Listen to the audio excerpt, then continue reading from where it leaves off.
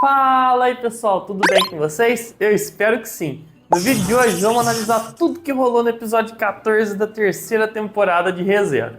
Para quem tá caindo aqui de paraquedas, nessa temporada o Subaru e seus amigos eles estão lutando para livrar a Peristela das garras do culto da bruxa. Um a um, os bispos do pecado eles têm sido derrotados, mas ainda há muitos perigos e mistérios que rondam a cidade. Galera, antes de mais nada, já deixem um like e verifiquem a inscrição no meu canal. Para quem estiver interessado em adquirir o volume 20 da Novio, é só ir lá na descrição e dar uma conferida.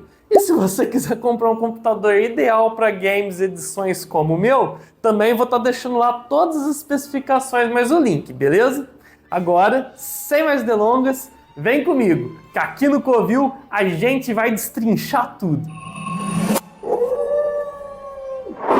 Muito bem, nesse episódio que já começa na luta da Therese com o Wilhelm, nós tivemos então vários flashbacks do passado, tanto do casal como também da família Astra. Inicialmente, enquanto lutavam ali, né, de igual para igual, o velho Will questiona sua oponente se ela ainda se lembrava do dia em que eles se separaram. Ocasião é essa na qual a sua esposa ela abriu um corte incicatrizável no seu ombro para que ele então não a seguisse na batalha contra a Baleia Branca. O Wilhelm, que se recusava a morrer sem cumprir uma promessa que estava em dívida com ela, ele seguia então fazendo o melhor que podia. Mesmo velho, pelo fato da Therese estar na forma reanimada e usando uma espada comum, ele seguia então segurando muito bem o nível da luta.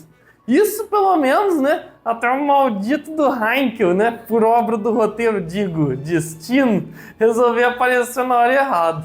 Que personagemzinho odiável, hein?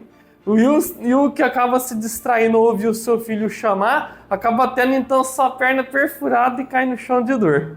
Ele literalmente ficou então fora de combate. Em choque, né? Assim que o Heinkel percebe que aquela era sua mãe, a Therese então acaba voltando sua atenção a ele, já que ele tinha se tornado mais novo alvo. Por mais então que o Wilhelm implorasse para que ela não matasse o próprio filho, ninguém podia impedir naquela situação. O covardão ali, ele até tenta sacar a espada, mas instantaneamente ele é desarmado. Quando então a sua morte já era algo mais que certo, eis então que surge o nosso ruivão favorito. Sim, ele mesmo, Reinhard van Astria. O mestre de armas ele já entra na luta então repelindo a sua mãe para longe. Agora sim a reunião familiar estava completa. Mesmo com o Will gritando para ele não matar ela, o seu neto, como um bom herói, ele tinha o dever então de dar um fim naquilo. Aqui então rola uma das cenas mais impactantes de todo o episódio. Ao dizer então que os mortos não deviam se mover, ou mesmo ter um futuro, o Reinhard ele finalmente então saca a espada do dragão. Ou seja, enfim a espada tinha encontrado um oponente digno. Dá até para sentir a vibração da espada de tanto poder que ele emanava. O Will impotente, ele ainda ficou insistindo lá, né, para ele não fazer nada. Mas o próprio Reinhard ele revela que ele já tinha matado a sua avó fazia 15 anos. Nisso, enquanto a Therese vinha então com tudo para lhe desferir um golpe derradeiro, o mestre de armas apenas com um movimento finaliza a luta, por choque tanto do Will quanto do Heinkel. Em seus últimos momentos, assim como aconteceu com o Kurgan, parece que ela consegue ali recobrir a consciência. E toda a sua vida então passa como um flash. Nesse momento, o seu passado então nos é apresentado. Basicamente, a gente descobre que ela ganhou a proteção divina do Deus da Espada quando ela tinha só 12 anos. Por ela ter nascido com a proteção do Deus da Morte, todas as feridas que ela causava jamais cicatrizavam. Então por isso ela nunca gostou de lutar, por temer machucar então suas pessoas amadas. Ela na real era apenas uma menina ali, delicada, que apreciava flores. No entanto, o destino havia lhe reservado outros planos. Assim que seu tio, o mestre de armas anterior, ele percebe que ele havia perdido o poder, ele logo então nota também que a garota tinha o herdado. Isso fica claro quando ela consegue então derrotar com extrema facilidade seu irmão mais velho, que sempre havia se dedicado às espadas. Por mais que ela não quisesse aceitar, o seu tio a obriga do mesmo jeito e pede que ela pegasse a espada do dragão. Essa frase ia assombrar ela ainda por muitos anos. 2 anos depois, né, com o início da sangrenta Guerra dos Demi-Humanos, a Therese então era obrigada a participar de sua primeira campanha. Por sentir muito medo, ela não tinha conseguido entrar em campo nenhuma vez. Na verdade, seu irmão mais velho, na tentativa de reconfortá-la, ele que assumiu a responsabilidade de liderar a batalha. Só que, no fim das contas, não somente ele acaba morrendo, como também os seus outros irmãos, no caso os mais novos, inclusive o próprio tio. Desesperado então por não ter coragem de continuar vendo ali as pessoas que ela era próxima dela morrendo, por causa da sua impotência, ela continuava então ouvindo que ela devia pegar a sua espada. A coitadinha nem podia largar a função de mestre de armas, afinal o reino de Lugúnica não permitia isso. Algum tempo então após esses eventos, ela acaba vindo conhecer o jovem Wilhelm em uma ruína onde ela ia apreciar flores. O garoto que usava aquele espaço para treinar, né, ele era um exímio espadachim. Juntando com o que a gente já então sabe da primeira temporada, esses encontros então se tornaram frequentes. E o rapaz ele não fazia ideia de que a garota, na verdade, era mestre de armas. Isso pelo menos até o dia que o Will precisou retornar à sua vila para protegê-lo dos demi-humanos. Teresa, ao saber que ele estava em perigo, ela acaba presenciando seu amado, né, chegando uma hora que ele estava a um fio da morte. Foi nesse momento então que ela cria coragem e pela primeira vez ela empunha sua espada. O garoto, que no caso estava cercado de inimigos e sem nenhuma expectativa de sair vivo, de repente é surpreendido pela garota que elimina todos os oponentes em apenas alguns movimentos. Surpreso, ao descobrir que quem era ela, ele chega a pensar que ela estava o tempo todo zombando da sua cara. Mas na verdade, era ele que tinha despertado bravura nela. Então, supostamente, eles nem se veriam mais depois daquele episódio. No entanto, ao término da guerra, após o papel fundamental exercido pela Teresa, durante a cerimônia de celebração, o Wilhelm ele invade o lugar encapuzado e desafia a garota. Num duelo ali que rola muito intenso, os movimentos imprevisíveis dele acabam então assegurando sua vitória. Foi aí então, nesse momento, que ele se revelou, e ele disse que ela não precisava mais lutar a seu contragosto. Ele agora então seria sua espada. Um detalhe então é que mesmo os dois se beijando nessa cena, em nenhum momento o Will teve coragem de confessar que ele a amava. Conforme então o tempo foi passando, o casalzinho feliz, então ele acaba tendo um filho, que ainda não era o beberrão maldito que a gente conhece, e esse menino também acaba lhes concedendo um netinho. Tudo seguia calmo e a mil maravilhas, né? Até o fatídico dia em que os dois precisaram então se separar. Naquela ocasião, a Teresa, que teria que assumir o lugar do seu filho Heinkel, ela ia liderar a grande conquista, né, que era uma batalha contra a Baleia Branca. Como o Wilhelm ele não podia participar por estar ocupado em outra missão, ele não queria que a mestre de armas voltasse ativo. Assim, para dar um jeito no seu marido, a única solução que ela encontrou foi ferir ele no ombro para evitar que ele viesse atrás dela. Antes de partir, ela só pede a ele que quando ela voltasse, era para o Wilhelm ele dizer aquilo que faltou ele falar na primeira vez que se beijaram.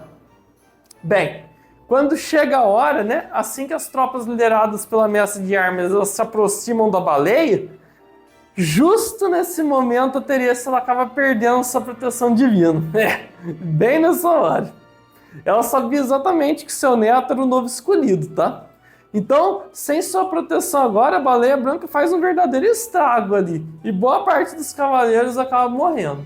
Aqui então acontece algo muito importante. A Teresa, que ainda estava viva, ela acaba avistando uma figura de uma mulher de cabelo branco falando com ela. Ora, né? Olha só quem deu as caras de novo. Pandora, a bruxa da vanglória.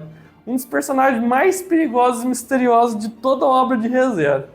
É bem possível que ela, inclusive, seja a grande vilã da obra, tá? Mas, enfim, a Teresa, ao perceber sua aura ameaçadora, ela parte para cima dela, desferindo um golpe que corta o seu corpo em dois. Infelizmente, como a gente já sabe desde a segunda temporada, de alguma forma, Pandora ela consegue negar a morte e alterar a realidade. Desse modo, não só ela sobrevive, como ela também aparece por trás da Teresa e a derrota num piscar de olhos. Nas suas próprias palavras, ela só queria entender ela melhor. Galera, aqui a gente descobre que na real nunca foi a baleia, mas sim a Pandora que sumiu com o corpo dela. Finalmente, voltando então pro desfecho da luta, agora no colo do seu marido, a Teresa ela consegue abrir os olhos e ver o rosto do Wilhelm outra vez. Ele, sem perder tempo, ele aproveita para dizer a ela o que nunca tinha conseguido dizer enquanto os dois estavam juntos. Nessa hora, sua esposa, então, ela dá risada pelo fato que ele teve fazendo aquilo o tempo todo através das suas atitudes. Aqui, então, numa cena emocionante, os dois juntos, enfim, falam um pro outro que eles se amavam. E antes, então, da Teresa se sumir, ela faz ali uma reflexão, que ela sempre foi abençoada com pessoas que ajudavam do início ao fim, apesar do seu destino trágico. Tudo que ela mais podia desejar é que a sua família um dia voltasse a se entender de novo. A única certeza que ela tinha, no entanto, é que ela sempre ia amar o Wilhelm, assim como aconteceu desde a primeira vez que ela o viu. Após então a sua partida, tudo que restou foram apenas as cinzas. O inconveniente do Heinkel, ele começa então só a jogar na cara do Reinhard se ele estava satisfeito por ter matado a sua avó de verdade. O nosso Ruivo, ele seguia dizendo que aquela não era a Teresa real, então as acusações dele não faziam sentido algum. O Heinkel tenta ali prolongar um pouco a discussão, afirmando que ele podia sentir o olhar de reprovação da sua mãe. Mas o velho Will, então, ele resolve colocar um basta na situação. Ele, que não deixa os dois chegarem perto, ele recolhe ali as cinzas e pergunta pro neto se ele sentia algum arrependimento, né, por ter matado sua avó. Só que o garoto, ele simplesmente responde que não. Afinal, ele havia feito o que era preciso. Apesar de compreender ali a lógica e reconhecer ser ele o errado, o Wilhelm, ele não podia perdoar. Assim, tudo que ele faz é pedir que o mestre de armas seguisse então ajudando as outras pessoas nas demais batalhas, e o Reinhard então prontamente o acata. Após o velho Will então resolver seguir dali sozinho, o seu filho até tenta segurar, só que o Will pede que ele não viesse atrás e que ele cuidasse da própria vida. E assim, então, com o Heinkel ali amaldiçoando tanto pai como filho, o episódio se encerra com a família Astrid, ó, em frangalhos. Sinceramente, eu não acredito em reconciliação aqui não, tá? Mas enfim, me digam aí o que vocês acharam desse episódio. Teve muita coisa cortada da novel, mas eu não vou entrar em maiores detalhes porque já tem vários canais aqui no YouTube que são bem melhores para fazer isso, tá bem? E bem, antes da gente finalizar, deixa aí nos comentários as suas teorias. Qual que vocês acham ser, né? Acreditam que é o real objetivo da Pandora? Qual a ligação dela com o culto da bruxa, hein? Vocês já perceberam que ela sempre aparece, quando ela aparece na tela, sempre tá junto de uma das três bestas? Pois é, comentem aí. E é isso então, galera. Acredito que eu já falei tudo. Não se esqueçam então de verificar o like e a inscrição no meu canal. Só resta mais 2 episódios e eu vou fazer questão de cobrir todos eles. Muito obrigado então por todos que me assistiram até o fim. Eu vou ficando por aqui. Dito isso, um forte abraço e fui!